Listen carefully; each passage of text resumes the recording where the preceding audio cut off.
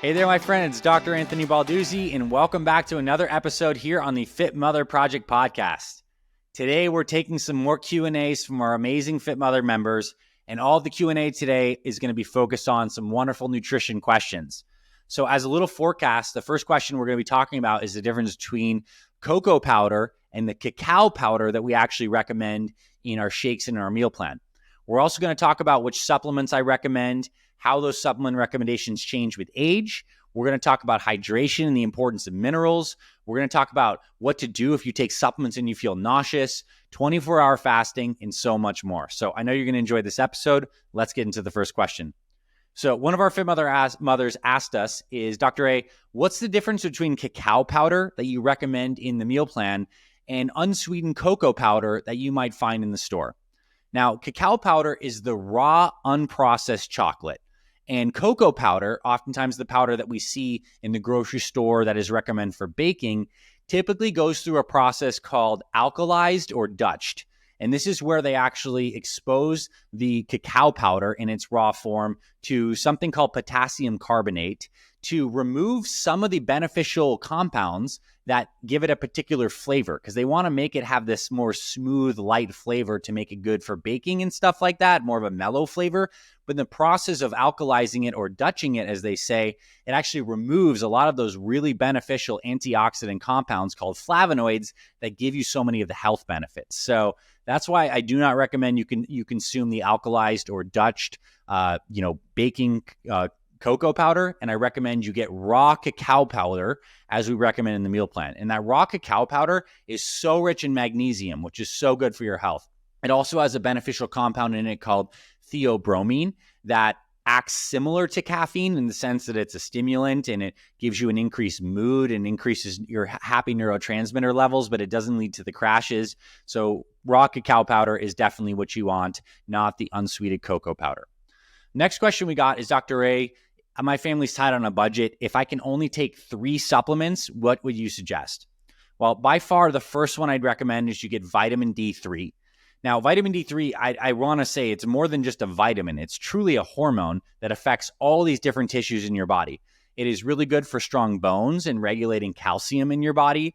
But it's also hugely important for your immune system, for your mood, for recovery from exercise. So it's like foundational. And there's been a lot of studies, epidemiological studies, that show that a vast majority of people are deficient in vitamin D3. And so supplementing with it, particularly through the winter months, is going to be very important when we're getting less sun and less sunshine. And I would say a recommendation would be take 3,000 to 5,000 IUs of vitamin D3. That is a lot higher than if you looked at some of like the government standard recommendations. They say you only need like 800 to 1,000, but we can always use more D3. And we found during the COVID times too, is people that had the lowest serum vitamin D3 levels had the worst outcomes in terms of severity of illness, because vitamin D3 is so good for modulating your immune system. So that's supplement number 1, take vitamin D3. The second supplement I recommend is a quality multivitamin, because our bodies don't just need calories in the forms of proteins, carbs, and fats. We need micronutrients, all the vitamins and minerals. And if you get a quality multi and you take that, it pretty much covers all your nutritional bases on these micronutrients. And we're coming out very soon with our own organic whole foods multivitamin for fit moms over 40. So you're going to see that coming to our Fit Mother store very soon, which would be a really great option, because these whole food multis are wonderful, because not only do they have the vitamins and minerals, but a lot of these organic plant compounds too that are so good. So it's like a really good catch-all supplement. I recommend that. And the third supplement would be a high-quality omega-3 source. These omega-3 fatty acids are so good for our heart health, for reducing inflammation. And what's really cool is all of your cells in your body are surrounded by this fatty layer. It's called a phospholipid membrane. And omega-3 fats actually get themselves into that layer and make it so that cells are like more fluid and permeable, so stuff can come in and out of them more easily. So they're just so beneficial for cellular health. And if I had to say, you either get an omega-3 supplement, which, by the way, just like the multivitamin, very soon we're releasing our own omega-3 supplement on the Fit Mother store, which is like the highest quality, very good. Or you can also do some cod liver oil. So cod liver oil is an amazing supplement because you get the omega-3s, but you also get the fat-soluble vitamins, vitamin A, D, E, and K. All of it's in the cod liver oil. So vitamin D, multivitamin, an omega-3 source, or cod liver oil. And then you only ask for 3, but I'd say number 4 would probably be a high quality protein powder, just because it's so convenient. It's not as foundational as the top 3, but it can be a really good source for morning smoothies, for meal replacement shakes. You can make healthy desserts with it. So it's a really good lifestyle tool. So those are my supplement recommendations. We had another Fit Mom ask us, hey, Dr. A, give me the Cliff Note benefits on hydration and why we need to add salt in the first 32 ounces of water in the morning.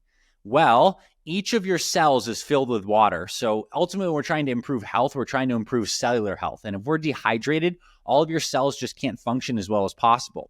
And as we get older, getting older is kind of a process of essentially getting dehydrated.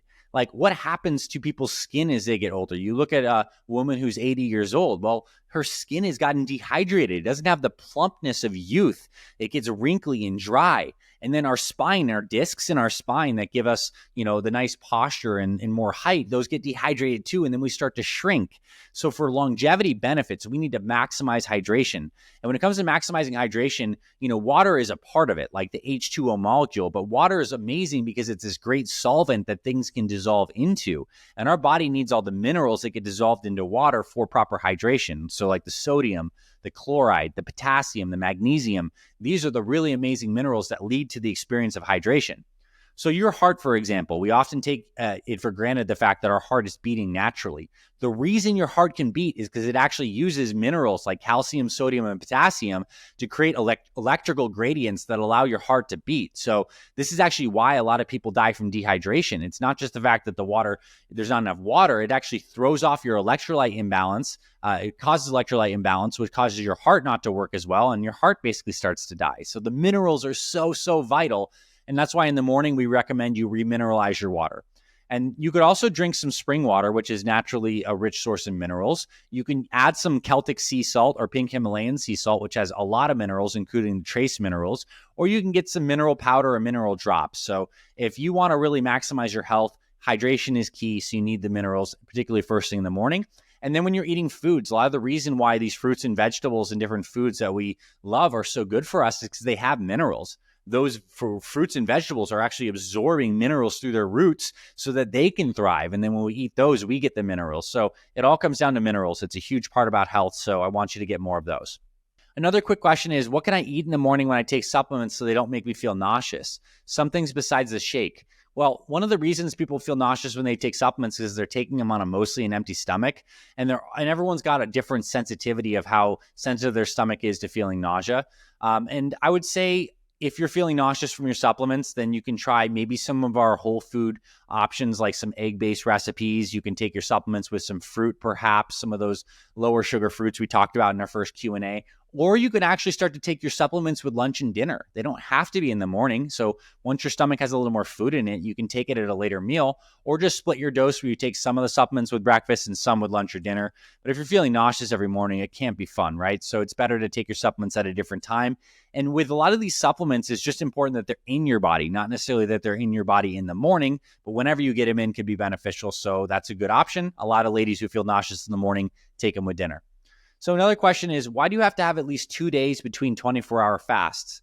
Well, the simple answer is you don't. Although we do recommend that in the meal plan because we want to make sure that you have healthy, consistent habits and you're not just getting into the habit of just like really not eating and then just having a huge meal and not eating. But there are people who follow a 1 meal per day eating plan. It's called OMAD, where they basically do a 24-hour fast every day and then have like a huge meal from, let's just say, from the hours of 5 to 6:30, 7 o'clock. They eat like their whole day's worth of calories. And that is a viable way to eat. If you really like that and you vibe with that, then you can do that. Although for the Fit Mother Meal Plan and for sustainability, most people find that that's not the best way to do it. But if you really want to do back-to-back 24-hour fasts, you can. But I like the idea of separating them by at least a couple days, because it makes your body be a little more metabolically flexible. So during the 24-hour fasting, for example, your body's going to be emptying out those carbohydrate stores, increasing ketone production, burning a lot of fat. and then you go ahead and feed yourself after to break the fast. And then the next day, you can get back to the regular meal plan where you're giving your body a whole bunch of different things, proteins, carbs, and fats. Then a couple days later, you empty out the tank and you do a fast. So there's a benefit to being metabolically flexible and giving your body this like wave of different kinds of nutrients. But technically speaking, you do not have to have at least 2 days between 24-hour fasts. You can do them back to back. That's like a 1 meal per day format that many people do well with. Another great question is, hey, Dr. Ray, does our nutrition have to change as we get older? Like, should we increase our protein and fiber? And do I need to adjust supplements as I age to help with hormones? So yes, it does. But our baseline meal plan, like we teach in the Fit Mother meal plan, is going to be good for you from ages 40 all the way until the day you die. But I will get into some nuances of the plan. As we get older, it's a good idea to focus on a high protein diet to offset some of the age-related muscle loss that happens to people. Because what happens to a lot of women is they end up getting like frail and losing their muscle as they get older, especially post-menopause. Because as estrogen levels are lower post-menopause, a lot of ladies start to like lose the benefits of estrogen, which can help with muscle gain. It can help with heart health. It keeps your bones strong. And so one way to offset that is to focus on a higher protein diet, which is certainly what the Fit Mother meal plan is. It is higher protein. So each of the meals on the Fit Mother meal plan has around 30 to 40 grams of protein, and that's just a really good target for most ladies. Now, what you also want to do is keep your immune system really strong as you age, because one of the parts of getting older is something called immunosenescence, where your white blood cells, those immune defenders, they just get weaker and they get a little older as we age. And this is why we become more susceptible to cancers and to infections as we get older. So this is why I highly recommend you focus on a lot of very colorful foods, particularly fibrous foods and plant-based foods, because that's going to feed your gut microbiome and keep your immune system really strong as you age. So some of the good fruits like berries, kiwis, green tip bananas, cantaloupes, papaya, these are really great for fiber for your gut microbiome, as well as all the vegetables, avocados, perfect plate type stuff. Like that fiber is going to help your gut microbiome. Now, another important thing as you age is to really focus on calcium and vitamin D, especially post-menopause, because when you're, let's just say, in your mid to late 50s into 60s and your estrogen levels are lower, one of the big problems that happens to ladies is their bones become a lot more frail because estrogen is so helpful for the bones. And when estrogen levels are lower, the bones can get weaker. And that's one of the benefits of strength training is strength training gives a mechanical stress that helps the bones get stronger, but it's also a good idea to increase your intake of vitamin D3 and vitamin K2. So a lot of us know about D3. It's very good. We get D3 in supplements and through the sun. But vitamin K2 is a special form of vitamin K that actually helps with calcium balance and makes sure that the calcium in the blood gets deposited into the bones, and it works really well with vitamin D3. And so there are some foods that are high in K2, like chicken and grass-fed butter has vitamin K2. Fermented foods like sauerkraut, natto, things like this has vitamin K2, but you can also get a vitamin D3 K2 supplement, which can be very good. Another important part about getting older is actually to maximize your melatonin production. So melatonin is this master evening hormone that has longevity benefits, immune system benefits, and obviously helps us sleep really well. As we get older, our melatonin levels naturally decline. So I would say consider supplementing with melatonin on occasion, but certainly and more importantly, make sure you're wearing blue blockers and not getting too much bright light at night, because I think that's a huge problem for ladies as they get older is they're not maximizing melatonin. They're getting too much light when the sun is down, and that can really mess with your health. So another change with nutrition a lot of ladies find, let's just say when you're in your 60s, is you find that you may need less meals. So let's just say when you're in your 30s and 40s, you used to eat breakfast, lunch, and dinner. And some ladies find that they only need to have 2 meals as they get older. Maybe you start intermittent fasting and have that first meal at like 10:30, 11, and then you just have dinner a little earlier at 4 or 5. It seems as we get older, we just don't need as much food and we don't need as much digestive stress from a ton of food. So you may find that you actually have fewer meals, and that's totally natural.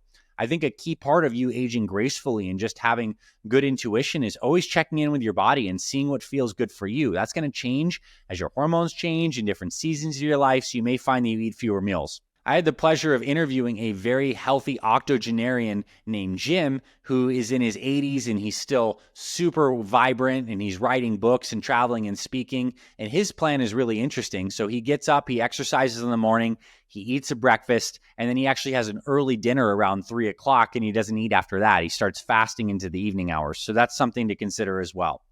Now, another thing that's important as we age is to increase the levels of our collagen intake. So collagen are these really great connective tissue proteins that are very beneficial for just, your overall health, your joint health, making sure your skin looks good. So either taking collagen in supplement form, which good news, we're going to be introducing a Fit Mother collagen supplement to our store very soon. So keep your eyes out for that. Or doing bone broths. So from beef bones or maybe some chicken bone broth can be very, very beneficial. Another thing as we age to consider is our bodies actually absorb less of vitamin B12 as we age. And this is because our stomach acid gets a little lower as we get older. And this is something that particularly happens in your 6th and 7th decades of life. And when you have a lower stomach acid, you actually don't absorb as much B12. So it's important to actually get enough B12, particularly if you're following a plant-based diet, because B12 is found in animal-based foods. It's found in fish, meat, poultry, eggs. And one thing I would suggest, and I shot a YouTube video on this fairly recently, is to start using high-quality nutritional yeast. Nutritional yeast is full of a ton of B vitamins, including B12. So even just putting that on your salads is going to, or in your smoothies or on dinner meals, is going to be great. It tastes really nice, and it's a good way to get more B vitamins. And then one of the final things I'll say is if you're post-menopause, it's a good idea to start introducing some foods that have natural phytoestrogens in them. I'm talking about organic flax, organic soy, or maybe something like a maca root powder in your shakes, because these phytoestrogens are really good. They can still bind to that estrogen receptor on your cells and exert some of the positive benefits that estrogen normally does. So when your estrogen levels are lower post-menopause, getting phytoestrogens into your diet can help you feel more balanced. And it's a good, graceful way to have some natural hormone support from these kinds of foods. And you can still continue to do things like the seed cycling that we covered in one of the previous nutrition Q&A podcasts, because the seed cycling is going to give you some of the phytoestrogens and it will help you become very beneficial on that front. And then the final suggestion I have for you in this Q&A is to include more anti-cancer compounds and anti-cancer practices in your diet as you get older. So anti-cancer compounds that I love, first off, is some high-quality curcumin, which is the active compound in the turmeric spice. So you can certainly use turmeric in your cooking, but you don't absorb too much of it. So actually getting a high-quality bioavailable curcumin supplement can be very good. It's anti-inflammatory. It's anti-cancer. Another thing I like is getting some high-quality organic green tea. There are a lot of benefits as well for mood, for energy, for fat burning, and anti-cancer.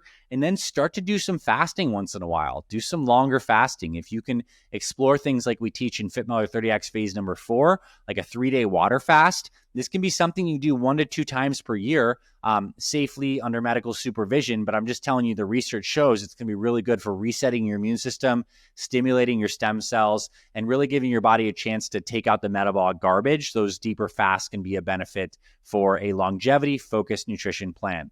So a lot of great stuff in this Q&A. I hope you found this valuable, my friend. I appreciate you being a part of our Fit Mother community. I recommend you check out all these different Q&A podcasts I've done. I've done 4 of them recently, and there's been a lot of great questions. So keep the questions coming. If you have stuff you want to have it covered in a future podcast, ping Amy and her team. Let us know what you want, and I'll shoot one of these in the near future and include your question in an upcoming Fit Mother podcast. Have a wonderful day, my friend. This is Dr. A signing off. I'll talk to you very soon.